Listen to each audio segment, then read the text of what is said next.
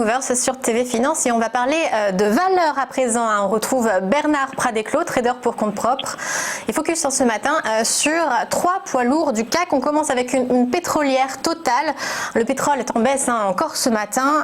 Une demande et bientôt une production en baisse. Quel peut être l'avenir boursier de Total ? Bonjour Aude, bonjour à tout le monde, donc, évidemment, et puis très heureux de vous retrouver. Donc écoutez, effectivement on va commencer avec Total. Donc Total, en fait, c'est une valeur qui est donc désormais baissière long terme depuis le mois de février, mais la valeur en fait reste intéressante à travailler à court, moyen et long terme. Je vais y revenir. En fait, on a connu une baisse de près de 60% avec un triple impact sur l'activité économique, sur la baisse du prix du pétrole et évidemment avec la guerre larvée entre l'Arabie Saoudite et la Russie. Donc la valeur avait fortement baissé, plus de 60%, puis elle a fortement rebondi de 20 € à 36 €, soit plus de 75% de rebond, ce qui est vraiment phénoménal, ce qui est vraiment un immense rebond. Alors évidemment, on est sur une période très spécifique avec des volatilités, avec des excès qui sont énormes et ces excès sont dans les deux sens. Et c'est très caractéristique d'une période où l'on connaît une indécision très forte. Alors évidemment, à court terme, voire à moyen terme, la valeur va rester très impactée par le prix du pétrole qui continue à chuter.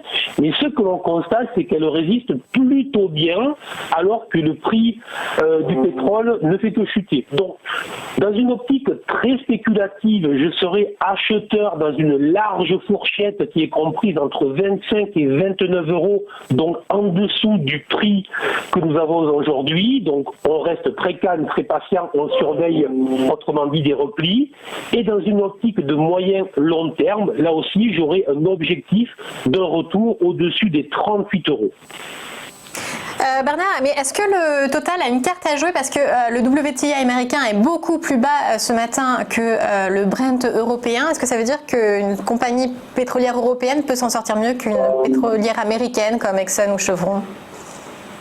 C'est exactement l'opinion que j'ai, et puis en plus on voit bien qu'aux États-Unis donc se passent des phénomènes très spécifiques, avec en fait le baril, avec Trump qui essaye des interventions. On sait très bien que tous les pétroliers, tous les gaz de schiste vont avoir de gros problèmes de financement. On envisage de grosses faillites dans le secteur. Donc autant je pense que sur le pétrole, il faut éviter les équipementiers, il faut éviter toutes les petites compagnies, autant je pense que c'est un secteur plutôt à éviter quand même à l'avenir.